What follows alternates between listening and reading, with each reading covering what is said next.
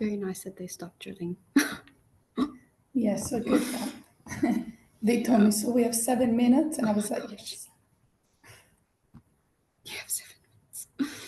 Okay, can I do this? Yes, I can do this. There you go. That's good. Is there gonna be any translation if people join, like, for example, in Spanish and they don't know English? There was that option. The option you have is in the captions. As you can see, everybody should be able to see the caption. And if you click on it, you should be able to request a transcript, a language caption. You see at the bottom of your screen, you should see CC, that's Yeah. caption, and you can select the language in it. AI caption. If you expand your page. Okay. Oh, should I be? I'm going to be introducing the workshop, right, in the Geneva Peace Week. Yes, absolutely. Okay. I'm here in backend. Call me if anything, or WhatsApp, or send me a WhatsApp in your case, Sarah, or on the chat, and I'll be supportive. I'll send you a personal message only if I see you're really close to the time. And I'll just drop a message in the chat when we've entered for the moment 6 participants. Obviously, more will come in, and it does mention that there's a translated caption option for anyone. So let us know. Thank you. So I don't need to mention that. Okay. Okay. Also, it's in 1 minute, so I'm just gonna give you 5 seconds before I start the call, so you can directly start speaking, Sarah, at that moment. Oh, okay. So I start exactly at 1. Yeah, just a moment. I admit all the participants, or if you prefer, I admit them all right now, and you start speaking when you feel comfortable in 1 minute. Yes, you Okay. can admit people. I'll admit them. There's 8 person at the moment, and obviously, as it goes, I'll be taking care of admitting them. Thank you. Wishing you all the best to all the team. Thank you so much for your help.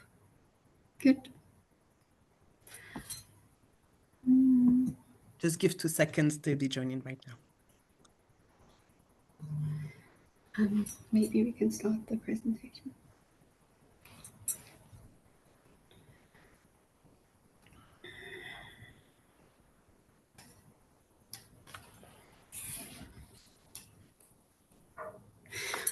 Hi, everybody. Thank you for joining us. We'll just give it a couple of more seconds, a minute, to have everybody join. Currently, we have 18 participants, which is really nice.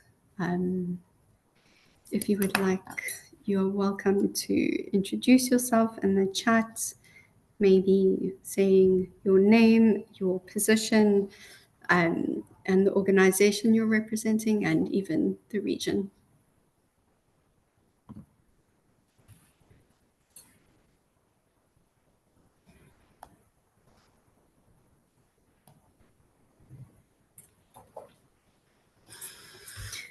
Great.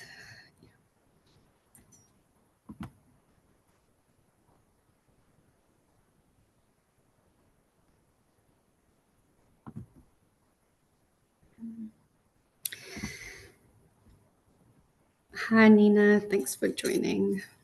Nice to see you. We also have some colleagues joining from HealthNet TPO, which is very nice. Good. I think with that, I will jump into the presentation because we're already quite tight with time. So welcome, everybody. Thank you for joining us.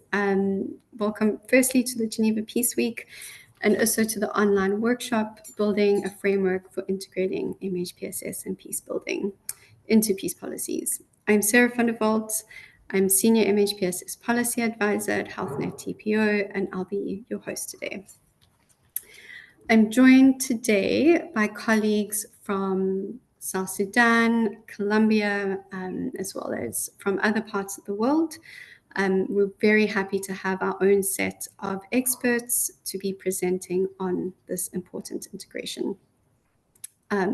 So we have Andrea Carolina Ardila del Toro, who is the MHPSS researcher and lead at Colombia with HealthNet TPO. We have also Emmanuel Moju, who is MHPSS officer at HealthNet TPO.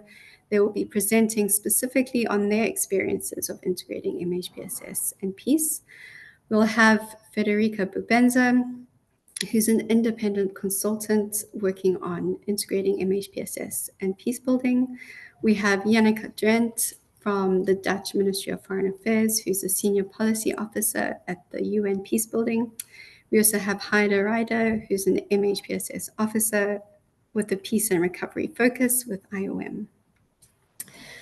We'll also be using quite a lot of information on the slide, but we'll also be using a Canva link where we hope that you'll be able to interact with us as we're working through this presentation to showcase what your thoughts are on integrating MHPSS and peacebuilding. So we have 5 frames. The first is an introduction and referring to the resources and links of the presentation. We also have the other 4 slides, which is more an opportunity for you to reflect on your key asks for integrating MHPSS and peace. You don't need to have an account for this. You can just tap onto the link, which is in the chat, and you'll go straight into the board. And then to be able to add your reflections, you go and select either tools or instruments on the left-hand side, and you can use your post-it notes to add to the frames. Yes, we'll also be asking you to add your questions and comments to the chat, and we'll use this to guide our reflections and our panel discussion. So we recognize that this is a complex topic and that we only have an hour and a half together in creating this framework. So we wanted to ask our colleagues from South Sudan and Colombia to showcase what they have learned, and for us to present key asks to the global community. And by using that, we'll be able to create a framework. This will be done by building a report at the end of the Geneva Peace Week, and we'll include in that advocacy asks, as well as a reflection on how we can take MHPSS and peace further. So to set the scene, we will start with presenting the importance of integrating MHPSS and peacebuilding.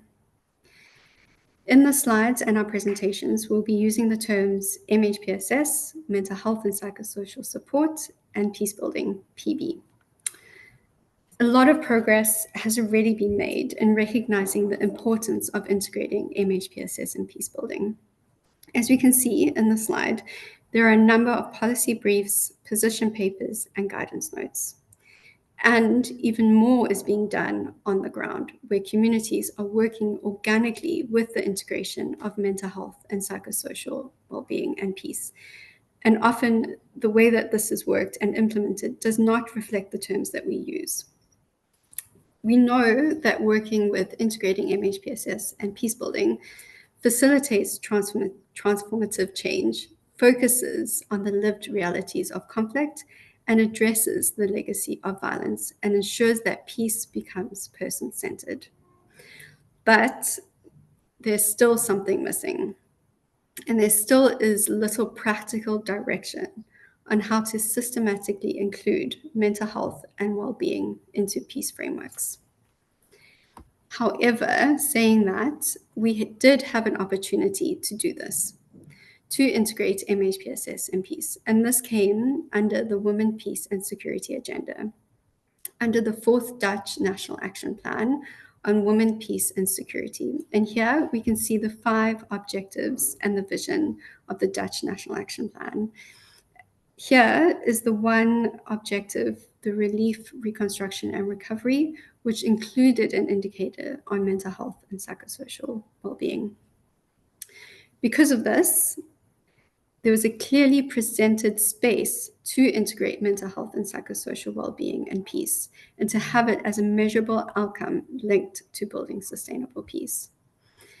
HealthNet TPO was able to implement MHPSS within the Dutch National Action Plan in Colombia under the Women Advocates for Peace, and South Sudan, the Leaders of Peace Project. By integrating MHPSS into these projects, we aim to shift the social and political environment that supported structural and cultural violence against women and created opportunities for women to gain agency and position themselves as leaders of peace. Even though the integration of MHPSS in the project was specifically located under one objective of the Dutch National Action Plan, we found that it supported the achievement of the other 5 objectives. We also noted that we were able to bring systemic change, create psychological safety, and build the agency of women and girls to lead sustainable peace. We will now have presentations from our colleagues in Colombia and South Sudan to showcase how we worked with mental health and psychosocial well-being and peace, and what its impact was. So handing over to Andrea, who's sitting in Colombia. Hello, everyone. First of all, thanks to the Geneva Peace Week to give us this space to showcase our work in HealthNet TPO Colombia and in South Sudan. So thank you, everyone, also for being here and give the time for this workshop that we have prepared. To situate the broader context or framework that has provided within the scope of our work at HealthNet TPO Colombia, it is important to outline the context of the implemented project, Women Advocates for Peace, or the WAP program. This one was created in response to the urgent need to strengthen the role of women in peace building and post-conflict recovery in Colombia, so that women and girls have the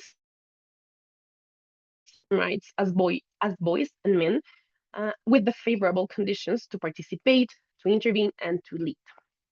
After more than 6 decades of armed conflict, women continue to face high levels of violence in Colombia, discrimination, exclusion, threats, etc., despite the peace agreement and their critical contributions to peace and community resilience.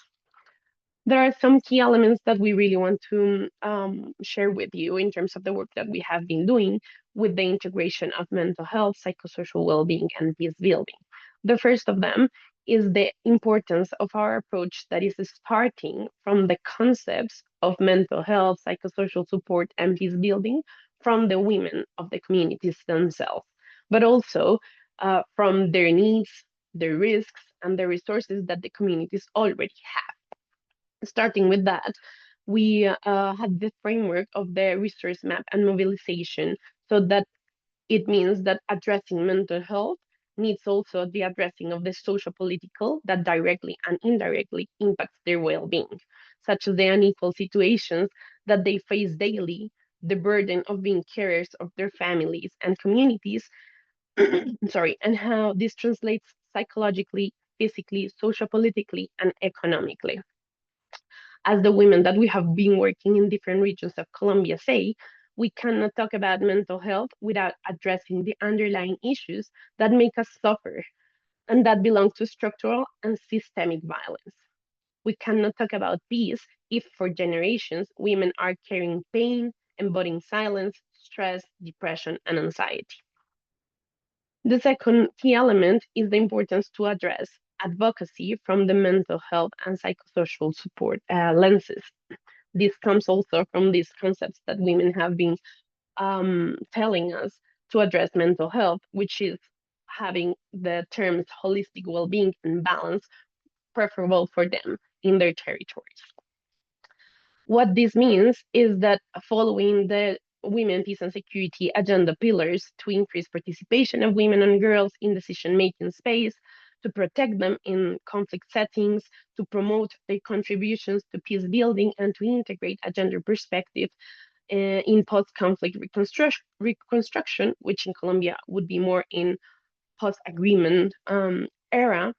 It means that we have created in HealthNet TPO these last 5 years a training process with them where we have been addressing gender-based violence. What is that for them? How do they experience it in their territories? And how we can protect women and girls in those contexts. To get it to know the laws that acknowledge the differentiated impact of violence against women and girls and the various forms of gender-based violence in conflict settings. Studying the resolution from the UN 1325 and using other audiovisual and infographic tools, so that all of these help us to reflect on the importance of women and girls as advocates for peace. This process creates an impact in their lives, in their choices, in how their families and communities are behaving with them or not, which was very, very powerful, but also which is not always as harmonic as they expect it to be. So one has to be very mindful of their safety, as this work that we're doing shakes structures that have been always worked in a patriarchal way. So in that sense, these impacts often means for them comments about their role within their communities, prohibitions from their partners to participate in the process, and even threats to them and to their families. Then it is essential that we explore the emotional impact that women experience when advocate for women's rights, for peace and well-being, which also brings awareness to the painful experiences that women have had for generations, where they have not really had voice or real decision making power in their families and communities. Then we need to say that advocacy is intertwined with their personal experiences, and that needs contention, care, reflection, time to digest it, time to move it in their own bodies, and to create safe spaces in the collective for their own self. That brings me to the next point, which is our self and collective care spaces, where we have had like the opportunity to really build the conditions for them to pause, to take care of themselves, to breathe, to acknowledge all the burden that they have been carrying, and to be taken care of, which is very rare and unique for women here. And that was actually a very essential part of our process, and it was clearly a political action. But how? Well, from these safe and collective spaces, we have, like they have started transforming what they were demanding at their house to the government and even to us at the sessions we planned. In Colombia, feminist movements have led historic changes, such as securing gender perspectives in the peace agreements, to amplifying the voices from Afro-Colombian women, indigenous women, and women who are in the rural areas. And their presence and work has not only shaped policies, but also inspired new generations to change and to challenge systemic inequalities and transform human rights in Colombia. Next, please. Continuing in advocacy, for us, it was essential to work with women around their local agendas and their approach to position their needs, as well as to develop some events like the annual forums that we organized to bring together the civil society, academia, international organizations, and government representatives. In that sense, creating these spaces was not only an opportunity to reflect on MHPSS and peace building from women's perspectives, but also to lay the ground for future collaborations and advocacy actions. The picture you see here was a forum that was developed with the Ministry of Health, where women leaders from diverse areas in Colombia, as you can see here, women from Guajira, Putumayo, and Bolívar, they were advocating for health services and mental health care that was to be built with them, acknowledging their experiences, their cosmovisions, needs, risks, and their cultural resources for healing. They demanded not only that service providers are trained with GBV prevention or with healthcare with a differentiated approach, but also that indigenous and Afro-descendant women be included in service delivery to meet these needs. Next, please. From the key lessons learned that we have extracted from the period of these 5 years, and that we have been sharing with South Sudan, we have been thinking a lot of impact and sustainability of this integration between MHPSS and peace building when working with women and girls. And first of all, we need to address the fact that, of course, for the projects, we have some tests that goes to indicators, right? But to measure change, tests are insufficient. And most of the time, they are irrelevant for the communities that we work with. And we think that real change can be really tracked through the transformation of women's narratives, practices, on how they embody agency and how they take actions to advocate for themselves locally, which ultimately is what leads to sustainability. For us at HealthNet TPO Colombia, we think about the impact since the beginning.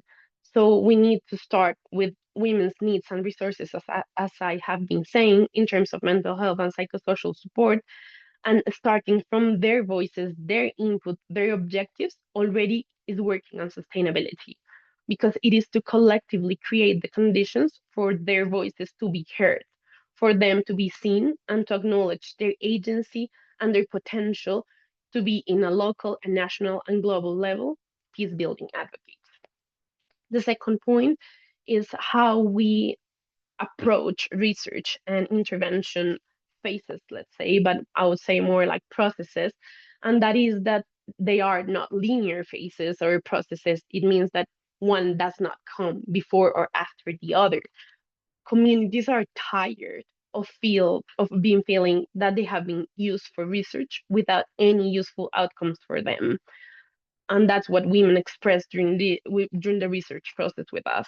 So each session or each research research opportunity needs also the conditions to create safe spaces to listen to their own selves, to others, to talk about mental health, to promote collective well-being practices, and to acknowledge and question harmful narratives and practices in their lives and their communities.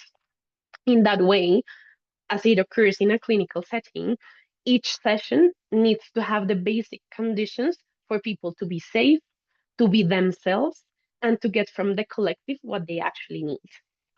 That is considering that maybe some people won't come back in a future session, but most importantly, because that allows to create a familiar structure to the collective that they can mirror at later stages and in other settings. So they are like rehearsing new ways of relating to each other, which translates into peace building practices.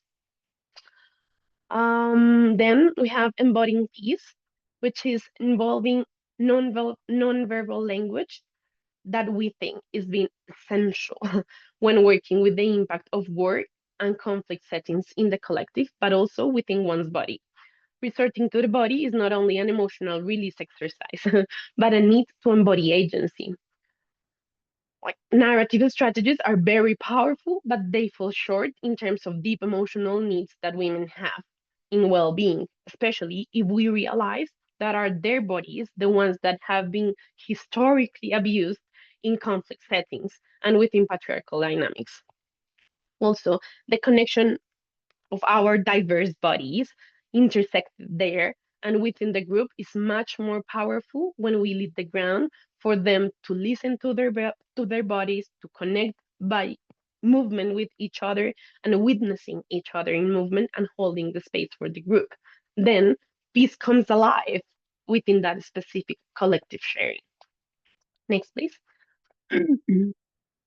This is a picture from a group of women that we have been working with in Sibundoy at the Department of Putumayo. They are indigenous women from the Kamsha community, and they have been teaching us a lot of things in the ways we approach mental health and peace building. And one of the things that it's been key is the intergenerational practices that they have within their daily context and that have brought a different impact to the work that we do with them. So, for example, creating the space for the mamitas or the elder women to name violence that they have endured for decades, which has brought them a happiness and shaped their collective identity as silent and family bound women was incredibly powerful. But also to acknowledge the younger women and like their knowledge, it's been very important, as typically only wisdom from elders in these traditions are valued. And youth are often labeled as ignorant or immature. For them, care is at the center of their cosmovision, and it also involves caring for the ecosystem and healing with medicinal plants. So mental health is inherently addressed with a holistic approach. Throughout the process, the participants not only explored peace starting from healing with plants, but also question how their expertise as traditional healers has not been acknowledged, and as men who develop the same role. So this year, Kamsha women actually achieved a historic milestone in their community, publicly advocating so that women are valued as men for their ancestral medicinal knowledge. Um, for the first time, Kamsha women peace advocates, as is the name of their collective, led the most important ritual of the Kamsha communities, which is the spiritual preparation of Sibundoy for the new year. After 3 years of advocating with the traditional authorities and making a statement on the need to have women leading decision-making spaces for peace. Next, please. To close this last part and go ahead with our team with South Sudan, I'll have to say that we need to highlight that well-being is not like an individual process for sure, especially in our context, and that it needs social political transformation. And in order to create the minimum conditions of care and well-being, women claim economic autonomy, equity, acknowledgement of their work, participation, and elimination of any narrative of and practice of gender-based violence, as well as justice and opportunities to decide about their bodies, their paths, their roles. They need to be taken care of, to feel protected, and to feel secure. Next, please. For future agendas, we really want to leave the opportunity to think about the need to address mental health and psychosocial well-being and peace building from created and embodied practices, which are really powerful in an individual and a collective level. Also, to address economic autonomy, which is essential to promote women's well-being and address gender-based violence dynamics. Collective care, as I have explained before, is a priority when working with women as advocates for peace. And lastly, that audiovisual tools have been key and are key for advocacy and for awareness raising in our communities. We will continue discussing all of these in the next moments, and I will give you space to our colleague in South Sudan. Thank you so much.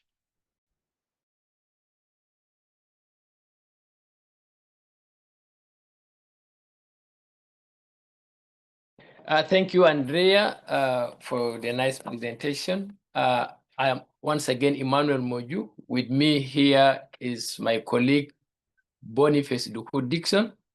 I'm grateful to present the experiences from South Sudan under the Leaders of Peace project, which fall on the Women Peace Security Agenda.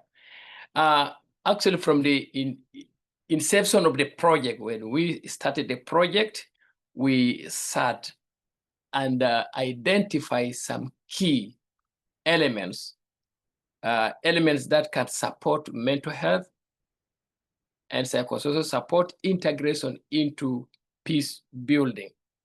The approach was to create a conducive environment to empower women and the girls to feel safer and better equipped to enable them realize their rights and become leaders of peace in their communities. These women are capacitated so that they can become a role model in their own community so that other women can be able to look at them and they copy the quality of life they live. The key elements that we identified from the initial stages of the project, one was increased knowledge and understanding of mental health and psychosocial support and its linkages to peace building to reduce stigma.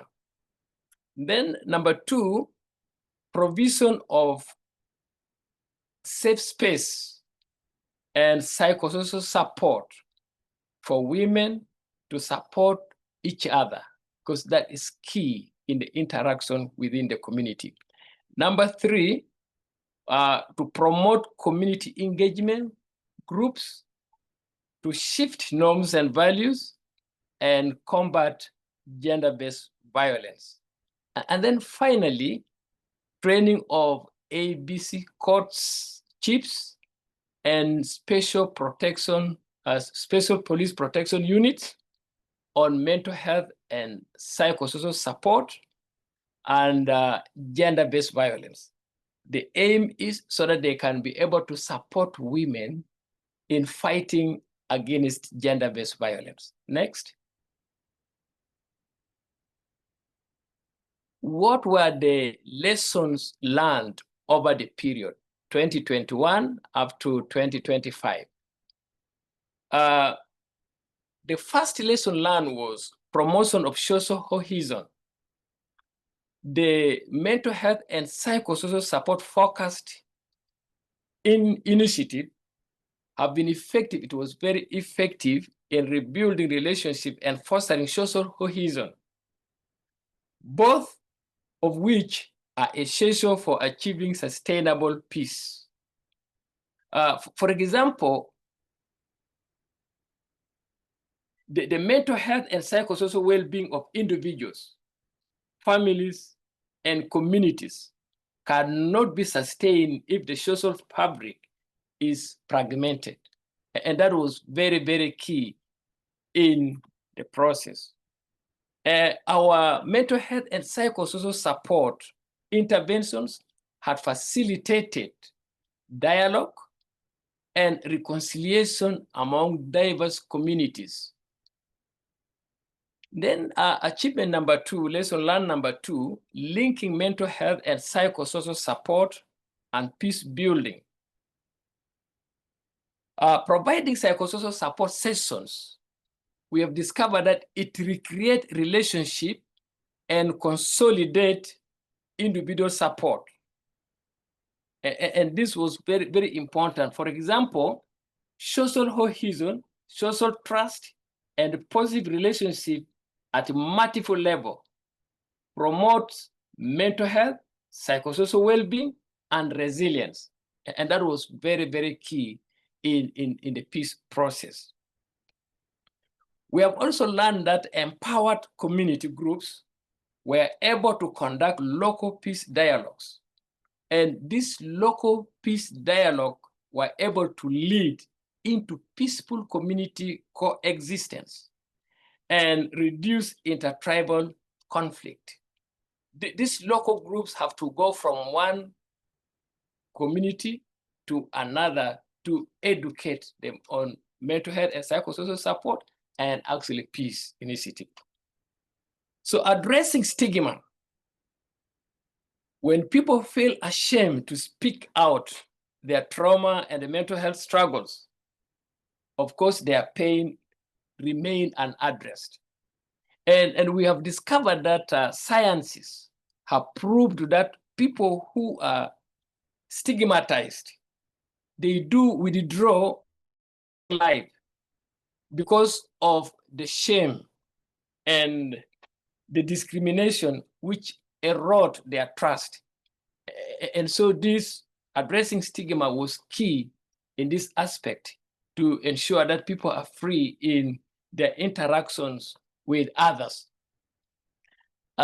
We have also learned that empowered youth groups, youth ambassadors, and women advocacy groups, they were able to present their grievances at national forums, such as the annual Women Gathering, African Union, and other regional summits in Africa. And this was a very huge achievement that the Leaders of Peace Project was able to achieve. Next.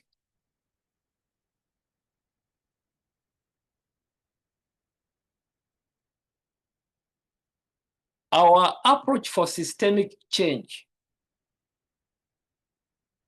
In our couple engagement groups, men are engaged as allies to promote women's empowerment. This approach actually works like this.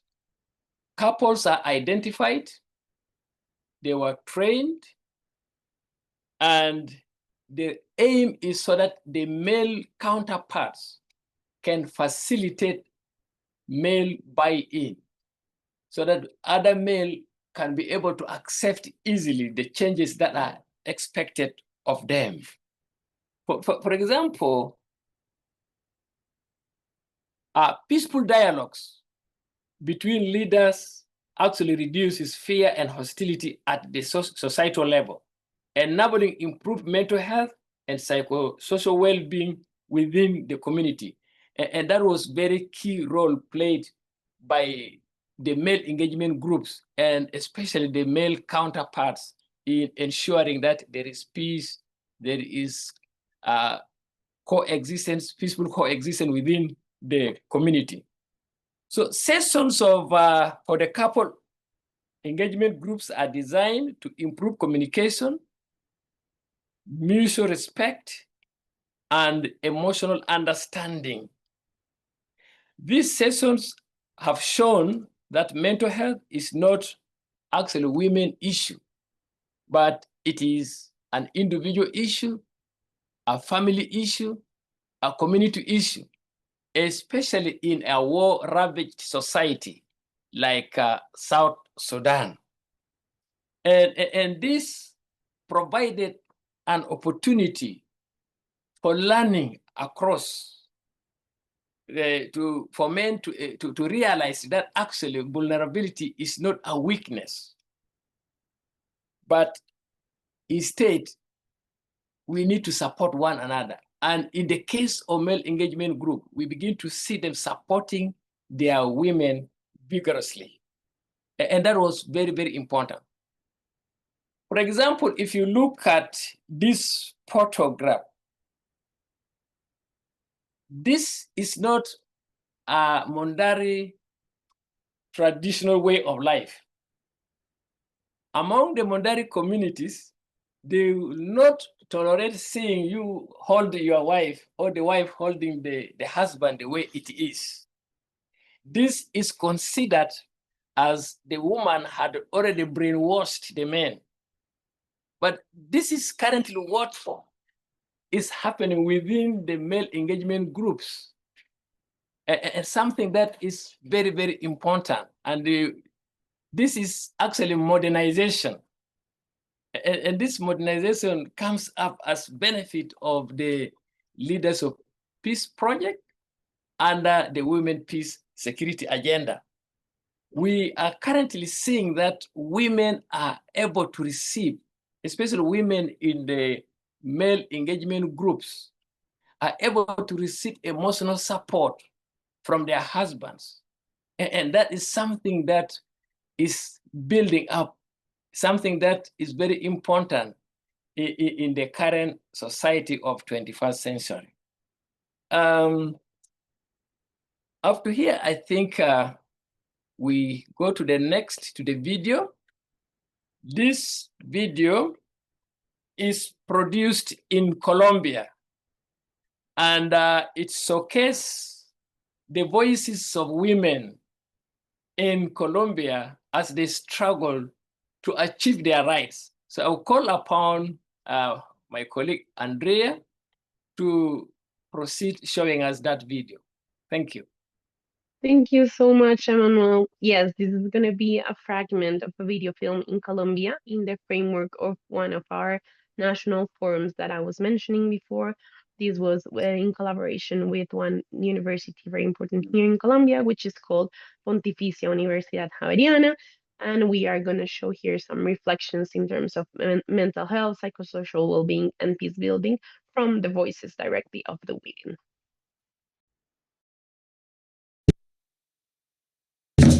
Los procesos de construcción de paz siempre parten desde abajo y no podemos empezar a hablar de salud mental y construcción de paz sin abrir las puertas a quienes no solo se comprometen, pero que viven estos temas cada día. Todas mujeres resilientes, fuertes, sobrevivientes. Unas para sobrevivir se alejaron de todo y guardaron silencio. Otras se abanderaron como lideresas sociales. Otras hicieron colectivos de apoyo mutuos. Hay diversidad de voces y soluciones según los caminos que cada uno iba mirando para sí mismo, pero todas tuvieron que reconstruirse. Es por eso que la salud mental de las mujeres es de vital importancia. Nosotras las lideresas vivimos en completo dinamismo. Nosotros somos 24/7. A nosotras nos tocan la puerta a las 8, a las 12, al mediodía. Apoyar la salud mental es indispensable para lograr la paz y la reconciliación. Construir la paz significa sanar las heridas y cuidar la salud mental de todas y todos de forma integral. Y cómo nosotros desde el territorio, las que están en el territorio, pueden fortalecer ese trabajo desde la medicina ancestral. La medicina ancestral en su cosmogonía va más allá de la curandería de diferentes enfermedades. La medicina ancestral afianza la identidad cultural, fortalece los lazos familiares, de compadres, de sociedad, hermandad, aporta a la ciencia, a la investigación, a los procesos organizativos, cimienta planes de vida para la pervivencia y un vivir mejor. Indígenas, afro, campesinas en condición de desplazamiento, mujeres en procesos de reincorporación, jóvenes y mayores, muchas de ellas víctimas del conflicto, están unidas por su resiliencia y construyendo la paz desde abajo. Están guiadas por sus propias prácticas de sanación y autocuidado, conocimientos y saberes, impulsando procesos de cambio, cohesión social y cuidado colectivo. Lo que han demostrado es que una de las claves para construir la paz es construir redes de apoyo. Es hilar el universo del territorio con esas prácticas afianzadas en la espiritualidad, en las hierbas, rezos, tobijos, música, arrullos, alabados, gualíes, trovas, danzas, que a veces son tan satanizadas con el nombre de brujería.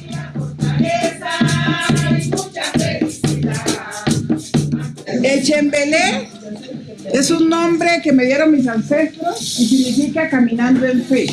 No importa en quién creamos, estamos juntas para compartir, transformar y sanar a través de nuestros cantos. Ellas buscaban hacer bulla, pero no sin motivo. Querían hacer visible algo invisibilizado desde tantos frentes, tanto que parecía una osadía resistirse.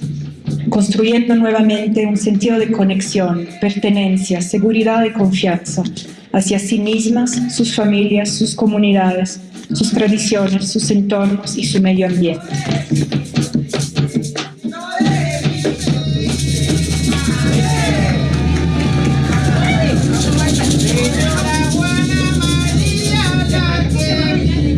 Especialmente queremos dar las gracias a líderes y lideresas sociales que con su saber y fortaleza han recorrido retos, situaciones y kilómetros para llegar hasta este momento de la historia de Colombia y a las instalaciones de este auditorio.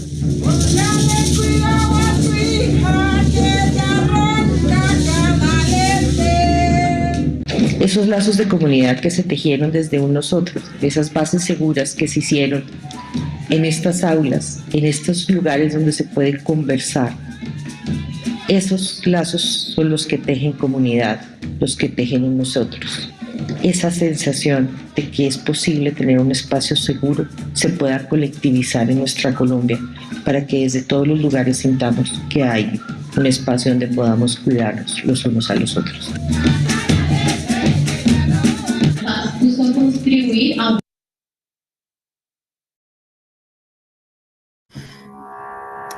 Thank you, Andrea, and thank you, Emmanuel, for sharing your experiences. I think it really does showcase the importance of integrating MHPSS and peacebuilding, that it goes beyond just well-being and it includes structural and systemic changes. So we at HealthNet TPO also have some key asks reflecting on our experiences as well as on the policy work that has been done, the research that has been done.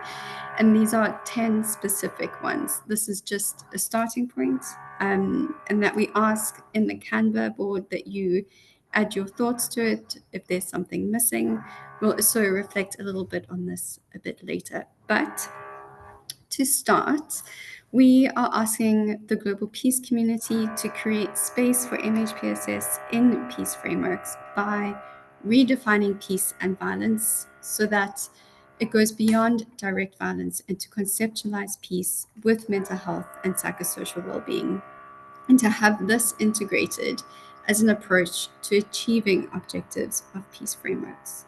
We also want safety and security to go beyond traditional definitions and to include psychological safety to foster participation, creativity, solutions, trust, and relationship building. For post-conflict reconstruction, the principles and approach to mental health and psychosocial support can be used to help identify risk factors that embed cycles of violence and to strengthen the protective factors that support peace. For peace negotiations, we would like it to go beyond the formalities and structures and to include rehumanization, and for this to be a guiding principle in the implementation of peace agreements. Leaders should also be given an opportunity to heal from their own experiences of violence and conflict.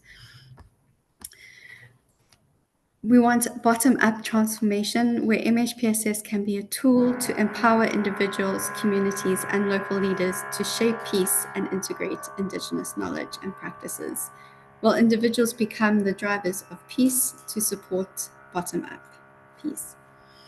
We recognize that past, present, and future coexists and shapes the narrative and identity of societies to support the continuation of violence and challenge social cohesion. We also would like for MHPSS and peace integration to take place at multiple levels within programming, organizational levels, inter-organizational levels, and within the level of conceptualization. There also needs to be better coordination between sectors to bring together the MHPSS and peace communities to work together and share knowledge, tools, and joint strategies, as well as following the humanitarian development and peace nexus. We recognize the complexities of implementation and to have this reflective in frameworks so that when we're integrating mental health and psychosocial well-being and peace, there's sensitivity to the terms that are being used, as well as the cultural notions and knowledge being central to the work that we do, and that one size does not fit all. We also would like for there to be a wider reflection on the impact of conflict and violence so that its legacy is included and shapes the dynamic and addresses how the interaction is between individuals, communities, and the wider social political environment. So these are our key asks as HealthNet TPO to the global peace community. We would like to extend an invitation to our panelists, who are Haida, Yannicka, and Federica, to reflect on their key asks and what their experiences have been within integrating MHPSS and peacebuilding. So Haida, we would like to start with you, reflecting on your experience on multiple platforms as a practitioner in IOM, and as well as being the co-chair for the thematic working group on MHPSS and peacebuilding under the IASC MHPSS reference group. What is your key ask to the global peace community? Thanks, Sarah, and thanks for having me and giving me the opportunity to reflect on this. And thanks to colleagues, Andrea and Emmanuel, for these great presentations. I think there would be no better way to really put us all on the same page when talking about integration. I wanted to look at this or reflect a bit at this from the different levels, like talking about the community-based aspect or approaches to how to take this to the national level or even to the global perspectives. And I think these examples just showed very well right now how well-being is really shaped in a collective manner. And all these keywords that came up: inclusion, participation, creativity, you talked about embodiment, spiritual aspects of what it means to be well, and how to link this to culturally relevant transformative changes. I think those are all examples where the two sectors, MHPSS and peacebuilding, very much come together, and where we share a lot of knowledge, but also terminology. I think the integrative practice has been there forever, but it hasn't been called as such. So even MHPSS as a term has only been used, let's say, since 2007, when it was described in the humanitarian guidelines from the Interagency Standing Committee. And now we talk about MHPSS, peacebuilding integration. So it takes a while to digest this language, but the practice has been there. So for me, at the community-based level, or when you talked about bottom-up approaches, it's really a question how we bring the existing approaches and practices to a level that they also can be used and applied by others, first of all, in the same country.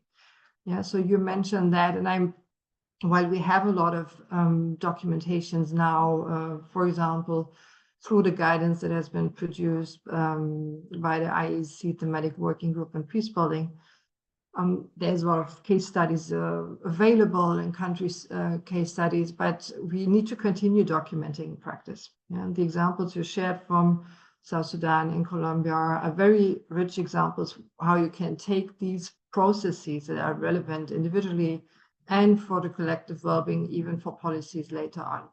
I think sharing these practices, documenting them, as you said, finding the right way to evaluate them, their impact, and sharing them, this continues to be key. And as Emmanuel was presenting from South Sudan, also looking into what is needed in terms of multi-sectoral support. Yeah, it reminds me of a similar project we had in South Sudan, bringing together like a gender transformative approach, as well as socioeconomic and vocational trainings or community and family supports at MHPSS level. I think we have to continue documenting those and showing how these pieces speak to each other and make a change at the community level. The second point is really like how to bring this up to the national level. And I think we have different ways of doing that. You mentioned already the example from Colombia. One from the MHPSS perspective is, of course, bringing it into the mental health strategy, national mental health strategy, making sure they are multi-sectoral, they include all these aspects. But at the same time also into peacebuilding related policies, whether they are linked to transitional justice or to disarmament, demobilization, reintegration, to really make sure that the mental health aspect in the collective well-being is included in those, or including it as well into curriculum, that the curricula that have been developed either with academic partners, universities, or courses that bring together those examples, like IOM has done that in Nigeria, for example, and other contexts where these elements, MHPSS and dialogue, have been presented together and trying to create some sustainability in that regard.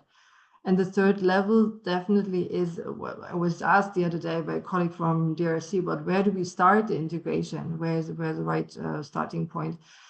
As you said, Sarah, we can do it at program level, but also inside our organizations or interagency level. And I think this is always good to consider these different levels and how we can push the conversation.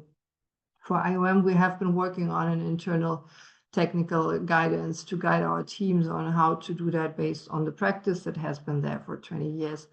And to share the knowledge, to do training, to support colleagues who want to develop projects and programs, how to do that in a very practical manner. And I think this is something a lot of organizations are doing at the moment, and I see a lot of potential in that to create more knowledge and experiences around that.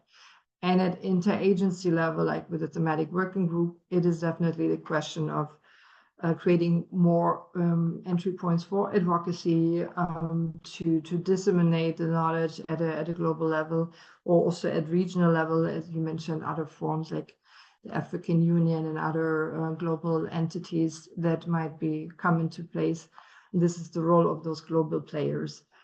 So my ask would be to really continue advocating for this long-term and flexible funding in that space that really allows also partners, local partners, to come in to participate in creation of that knowledge and dissemination, because that's the only way to really be able to do this in a very practical manner, this kind of integrative work. Thank you.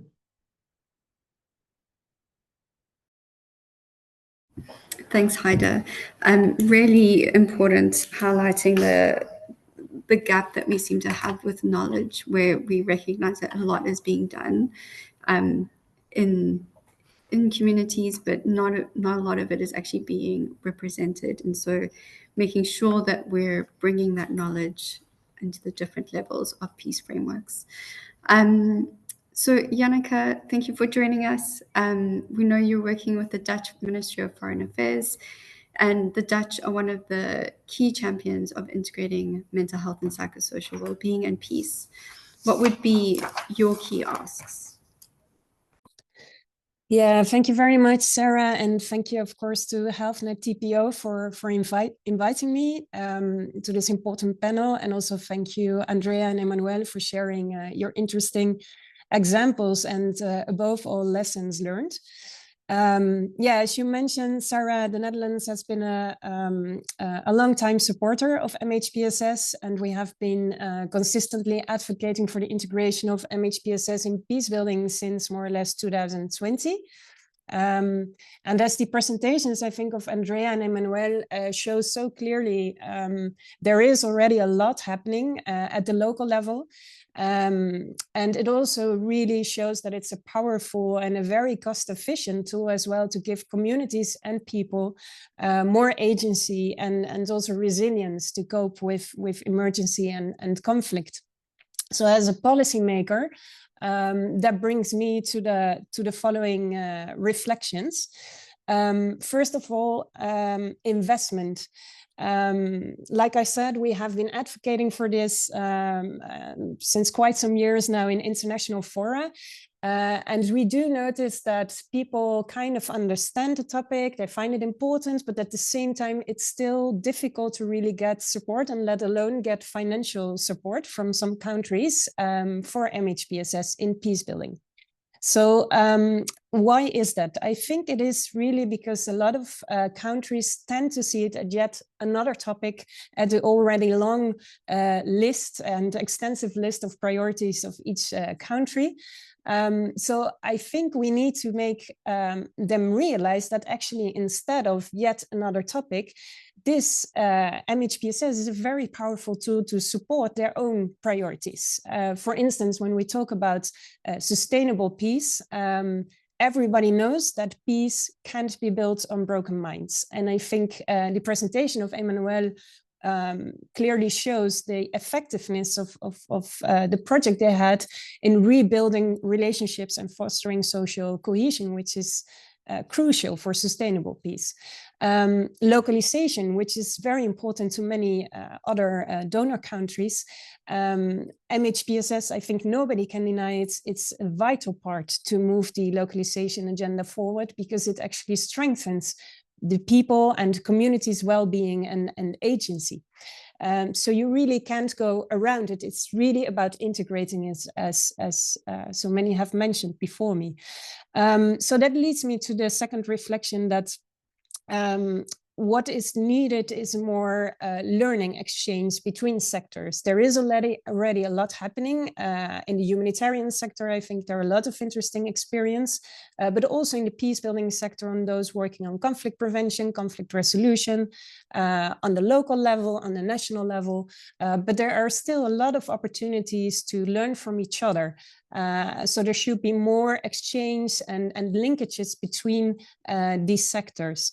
And so if we really want to broaden the policy space for MHPSS, I think it's very crucial, and I think you kind of mentioned it already, Sarah, the cooperation, but I would like to highlight a specific thing of strengthening the evidence base. We know there is a lot of evidence out there, but somehow we have not managed yet to aggregate the evidence, because we use different acronyms, or we interpret it differently. But as Haida also mentioned, this has already been going on for a long time in different forms with different names, and somehow we have not been able to aggregate that. So as the Netherlands, we also support the efforts of the Interagency Standing Committee of the reference group on MHPSS and Peacebuilding to strengthen this common base for monitoring and evaluation. I do think it's important what Andrea also mentioned, to take into account that every kind of research needs to be done in a safe space, but also very in a respectful way, and also the communities, it should serve the communities, and it should be clear to them how it serves them, and it should come back somehow as well to the communities. So that is something important. I would also like to highlight the MHPSS rapid deployment mechanism that we support. This really supports the interagency coordination on MHPSS. It's a roster of 500 experts of different nationalities, cultural backgrounds, and who speak different languages, and cooperating organizations. So this is an important criteria. Can make a joint request for the support of such an expert for 3 to 6 months to provide essential expertise to them in conflict and emergency settings on MHPSS.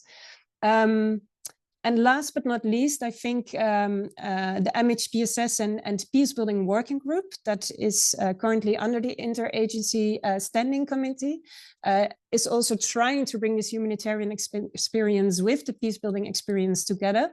So I would really like to invite peacebuilding organizations in case they are present in this call as well, to join this group, because I think it's very important. So I think my key ask would be the evidence building and the learning exchange between the sectors. Sarah, over to you. Thank you. Thanks, Janneke. And great that we have Haida here, who's the co-chair of the MHPSS and Peacebuilding thematic working group. So if any of the peace organizations would like to start exploring this, please reach out to Haida to see if you would like to join this. Yes, and just thank you. I think there's a lot of synergy between the entire presentation around the importance of evidence, the importance of bringing the different sectors together and through the sharing of knowledge. So a key point there. Thank you. So now we'll turn to Federica. With your wide array of experience and knowledge, gathering the evidence of integration and designing guidance notes and policies, what are your key asks? Thanks so much, Sarah, for having me. It's lovely to be here with colleagues and friends who have been championing this journey for many years. And thank you especially to Andrea and Emmanuel for their presentations, yes, but more importantly, I think for the work that they're doing on this, because without that kind of work, we're not moving forward. And I think one of my immediate asks would be for organizations such as HealthNet TPO to document very, very carefully with time and detail the journeys that individuals like Andrea and Emmanuel are on in pioneering what is really quite a new sort of combination and linking of fields. But perhaps just a few other points before I propose my asks. I think what is interesting about the two presentations, and a lot of the work, in fact, that we have as so-called case studies, examples or practices of integration, is that they are all happening at a community level, which of course is fantastic. Communities are very directly affected by violent conflict. A lot of the really significant civil society, social cohesion work happens at community level. But, I think it's really, really important for us not to forget the trickle-up effect here. And I think people like those of us who are on this call, presumably presenters and those of us in the audience, have a critical role to play to ensure not just that we are consulting communities for their inputs, their experiences and their knowledge, but also to make sure that that is taking place at a at the macro level. And so many of you will be familiar with the idea that this integration work centers around the socio-ecological framework. My sense at the moment is that there's a somewhat disproportionate focus on what is happening at a community level, and that in fact we need to be doing much more work at government level. And so that is one of my big asks, is let's work with governments to be doing this work themselves. And what really often comes to mind is work that I've done in South Sudan, where, and I think Andrea made this point very, very explicitly in her presentation, people get tired of being consulted if nothing changes. And if they don't see the work that they're doing being echoed at government level. And I heard this many, many times in South Sudan from people saying, well, we have done these workshops, we have done and participated in psychosocial interventions, we have tried to work things out with our neighbors, with host communities, with refugees, with migrants, but is this happening at government level? And so I think that's really where a lot of work needs to happen. And I think one of the big stumbling blocks, and again, this has come up many, many times, is the issue around stigma. And here the language around mental health and psychosocial support may be a little bit problematic in the sense that mental health does still sort of evoke very problematic connotations and stereotypes. And we need to continue working to combat those. I speak here from South Africa. Even here in South Africa, where we have a very large conflict-affected community, or population rather, and a lot of work has been done through civil society organizations and so forth, there's still a lot of stigma at varying levels, at community level and at government level. And so I think a lot needs to be done there. And there is a particular gendered component here that I think we can't ignore. And I'll put my hand in the fire here and say that there's a particular hesitation on the part of male leaders to embark on issues around mental health and sort of psychosocial issues. And this is, I think, can be a major stumbling block.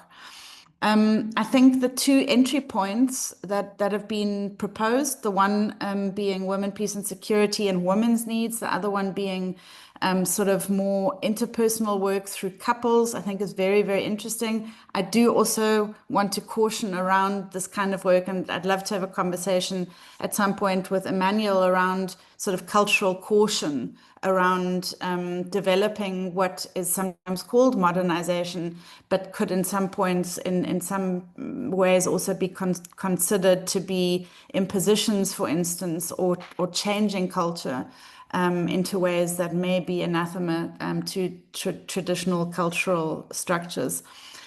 Two last points, Sarah. One is, I think the focus that Andrea made with regards to economic autonomy being absolutely critical, this notion of well-being not being an individual process, but something that is not just collective, but also systemic. So how hard it is to be well when we don't have service delivery and when we don't have jobs, when our children can't travel to school safely or at all, when healthcare services are inaccessible, etc., etc. But in particular, economic autonomy, I think an interesting framing, but also livelihoods in particular.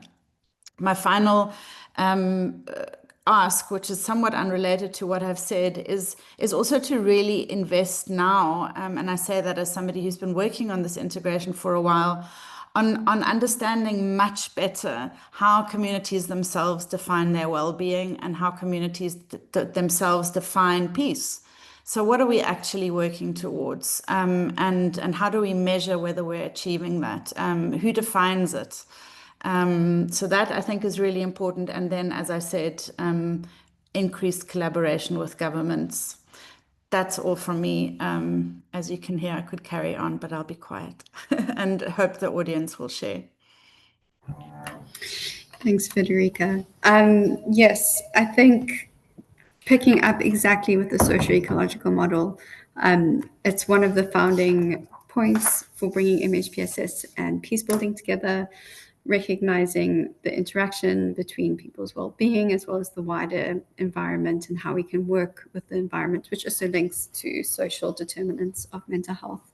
So thank you for highlighting that, as well as the need to work with the systemic, to also recognize that working with MHPSS is not a standalone approach, but it should be integrated into different areas such as livelihoods to promote peace. So thank you for highlighting those really important points. So we reflected on a few questions and put these into the Canva board.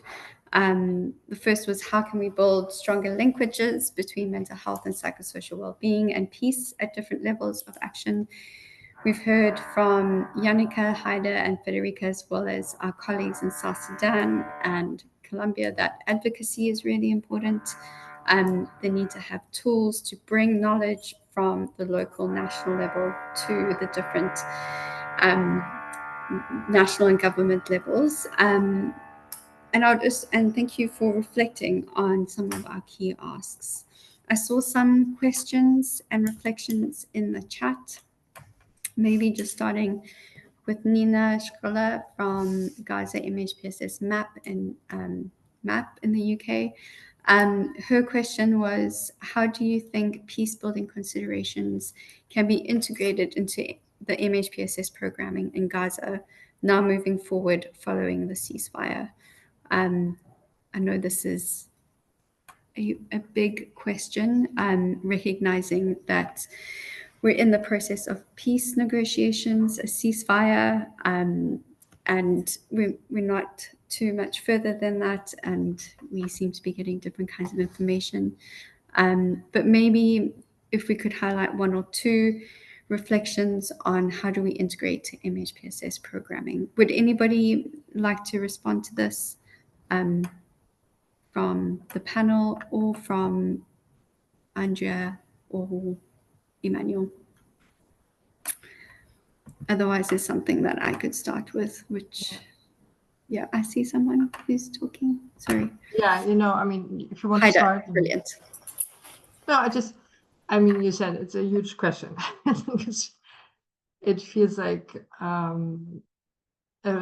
timely, and at the same time it feels early because we don't know where things are going. I think what the discussion showed is clearly it needs all this work happens in a socio-political context, which is extremely complex, and we really don't know yet where things are going in Gaza.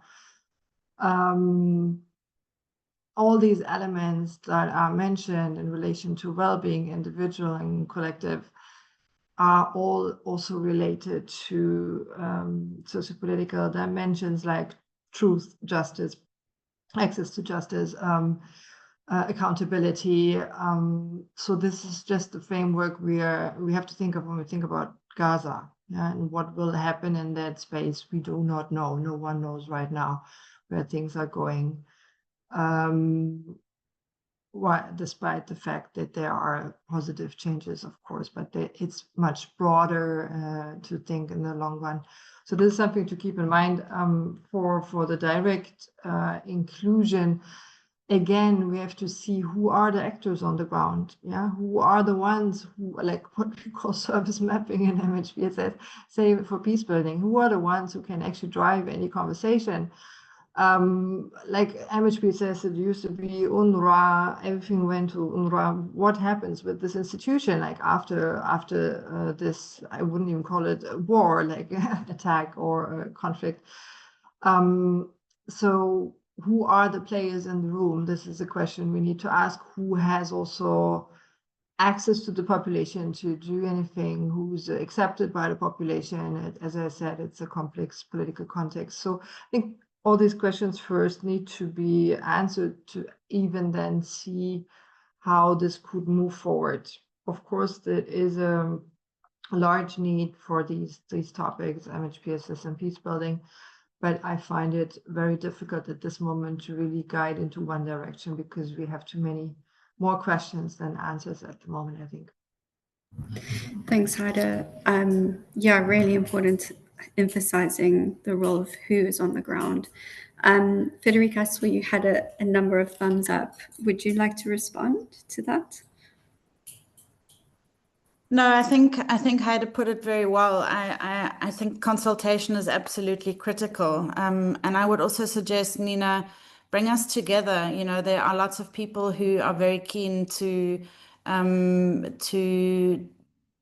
contribute knowledge and experience and thoughts and brainstorm with yourself and others. I think there's a tremendous readiness around the world to contribute to the rebuilding. Not just in Gaza, but also in other countries like Sudan once it gets there. So harness the knowledge that there is, and we can do this together. Yeah, thank you, Federica, for also emphasizing the conflict happening in Sudan. I think there's a lot there that can also be used with integrating MHPSS and peacebuilding. We also had a reflection from Anna Petrova. Thank you. Quite a long reflection, which is fantastic, from Ukraine.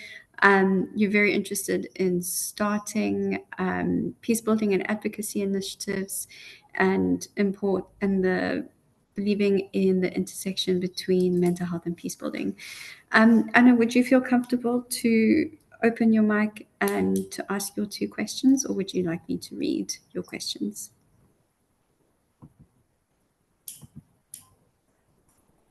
Hi, everyone. Thanks, Anna. Thank you so much for amazing workshop. I'm just totally believer in connection between mental health and peace building, and especially as the words was said about peace cannot be built on the broken minds and hearts, for sure, and mental health connected also with your heart and body, as was said. Colombia case was just amazing. Thank you so much for sharing. But the cases when the conflict is happening, the war is very active in Ukraine, and it's really a lot of in the other hand, we have a lot of stigma around mental health, and honestly, not so much a lot of conversations about peace building. Where to start? What can be like, first steps to work with the people and to do as it was done in Colombia, first of all, community work, or really start advocacy more on national level in general, that the peace is really starting from and bottom and up. That was my main question, where to start and what and how to focus. What can be like the first steps to do in Ukraine? Thank you. Thank you, Anna. I think you highlighted a key tension where we need to have things not just happen at a local on the ground level, but how do we engage simultaneously at these different levels so that they can support each other. So because you mentioned Colombia and just knowing the work that has already been done with Andrea, Andrea, would you like to respond to this question, and then we can get the others? Yeah, sure. Yeah, thank you, Anna, for this question. And yeah, I've been recently in Ukraine, so I have it in my heart as well. And I just have to say that it is very it's a conflict of interest when you are during a wartime and start thinking and trying to address mental health, psychosocial support, and peace building. But it is also a need that has been expressed here from many women and girls. After actually approaching this, they saying well, this should have been done before. We needed to have these conversations since we were experiencing the first impacts of war. So even though it is difficult, I would say one of the first things in different levels, in community level, in the government, interagencies, we need to start talking about mental health from the perspectives of the communities. So sometimes we try not to be scared of the term mental health, but also to bring the perspectives from them. As we said here, well-being or holistic well-being or balance was more like the concepts that women like to use. So those are the ones that we use, and we are all talking about the same in a systemic approach. But I would say that it is in fact very important to understand that our lives in in this case in Ukraine have been impacted and are being impacted in many ways by the war, and that we need to collaborate with each other and see what is happening in various levels, like work-wise, in terms of not even being able to get out of the country because I am a man, or not being able to have support from others because we are all in the same situation, so we don't know what is happening, and many other issues, of course, that will actually strengthen the social fabric, in fact. So I think, well, I had a couple of very good conversations with people from Ukraine, already acknowledging how it is being impacting their families, their way of thinking, their challenges. And I think it is just it sounds easy. It's not easy. I'm not dismissing how challenging it can be right now, but I would say that there already you are doing things in terms of supporting each other. You are resisting a lot in many political actions. You are creating diverse resources. We had a book talking about some of the history of Ukraine and all of this. So it is very important that we are actually showcasing within us, within the communities, but also worldwide, what is happening. And I feel Ukraine is a very good example of doing that. So in that sense, I will just close with this, in also into the question about Gaza, saying that we need to remember that even in the worst situations, people are already doing things. People are already holding the space for each other, even in the worst disasters that they are living. So they are already doing peace building. They are already doing well-being with the resources they have, and we need to acknowledge that and to start from there to see how can we amplify their voices, amplify the work that we're doing together. And as Frederica was saying, we are here to support each other. Please reach out to us in the different communities. I don't feel because we have thousands of kilometers away, we cannot support each other. And I think one of the most powerful things now, for example, with Gaza and with Ukraine as well, is acknowledging that this is happening. This is not a lie. You're not making that up. Like, this is a lot of suffering from a lot of people, and we need to support each other in these challenging situations. Thank you, Andrea. Emmanuel, I see you have your hand up. Would you like to also respond to this question? Yes, thank you. I just wanted to add something small to what Andrea has spoken. Surely the intersection of mental health and the conflict dynamic can present complex challenges that require careful navigation to avoid excavating further tension. And that's very, very important. Contextual relevance is key in this kind of situation.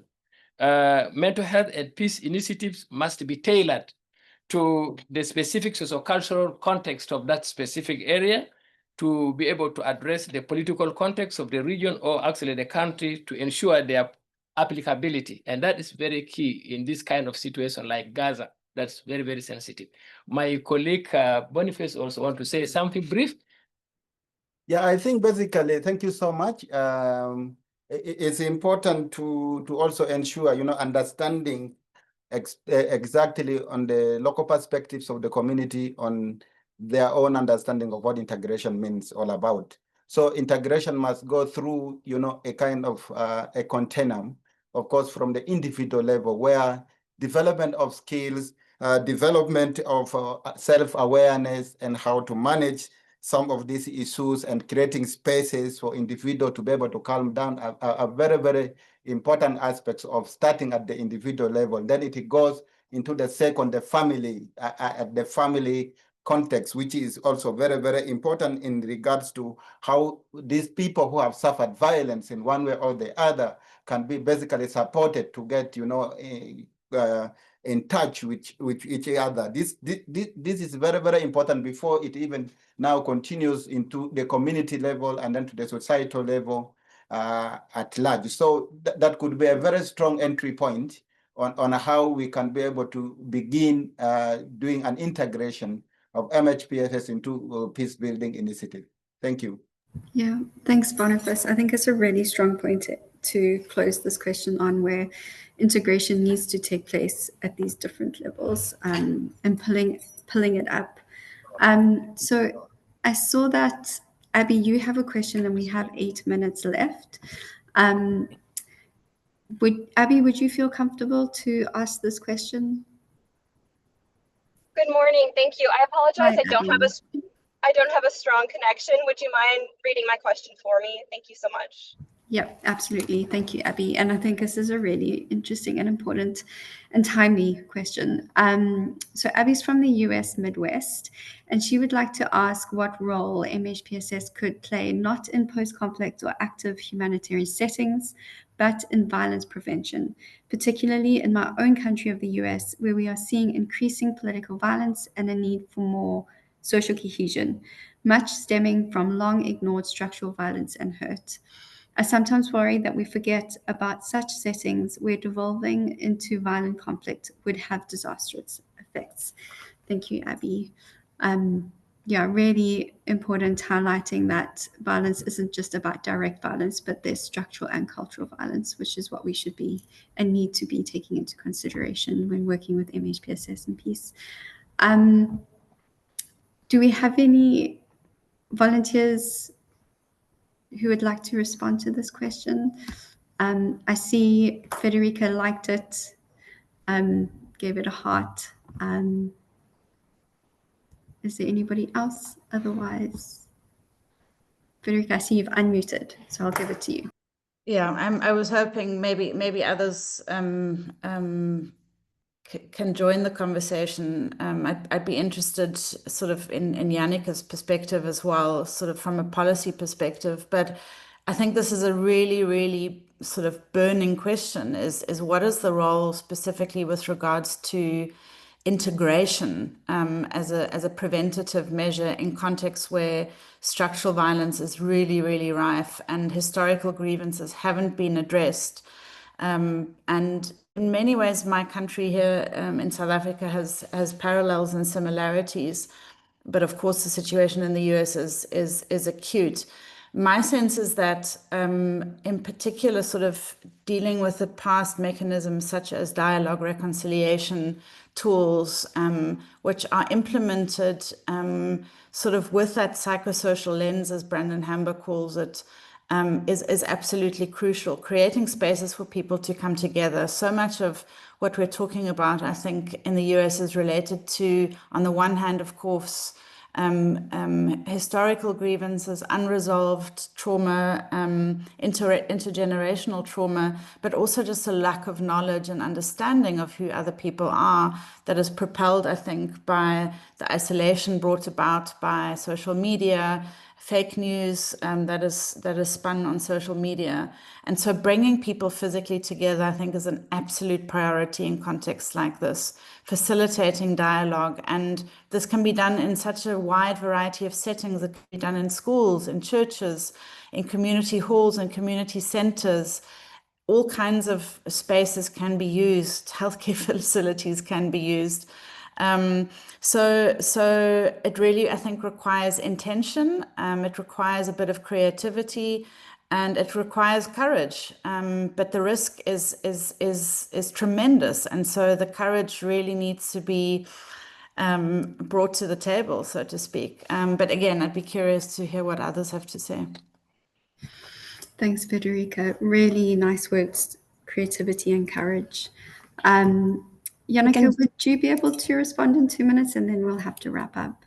Yes, of course. And thank you, Frederica. I had my mic open and then you started, but I think what you were saying is absolutely true. And I think when we talk about prevention or conflict prevention, we do not only speak about before a conflict, during a conflict, and after a conflict. It's all of the spectrum, right? So after the conflict, to prevent relapse, but definitely before, there is a big opportunity to do things and to repair broken social tissue and really look with a psychosocial lens to what's going on in a country. And I would also like to highlight that this is not only, like MHPSS is not only something that is needed in post-conflict settings. This is needed everywhere, like also in the Netherlands, also in Norway, also in countries where a lot is going on as well in terms of polarization that actually also have roots in unresolved trauma, past slavery, etc., etc. And as a consequence, I think dialogue is a very powerful tool, but I think there are more tools. And I also think it's important, as Andrea highlighted a lot in her presentation, that it's not only about talking, it's really also about the embodiment and involving body and mind strategies. Thank you, Janneke. And sorry I missed you and jumped straight to Federica earlier. So we have 3 minutes. And for me, what I'm going to be taking out of this workshop is the need to be sharing information. I think, we've really emphasized that a lot has been done at the on the ground with communities. And we need to pull that up and create pathways between communities and individuals who are doing the work into the wider global community. So we have our Canva link in the chat. We'll keep it open for the next week. So if you would like to take some further reflections and add to that, we'd greatly appreciate it. We'll be taking the conversation that we had today, summarizing it, and putting it into the Geneva Peace Week report and creating a sort of advocacy piece, a framework that can be used to create more space for MHPSS into peace work.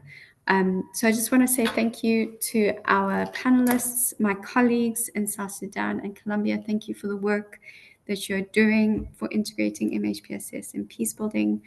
And if anybody has further questions or asks and would like to know more about MHPSS and peace, please reach out to any one of us. We all have a passion and a drive furthering this work. So thank you, everybody. And we're looking forward to engage with you in the future. Thank you.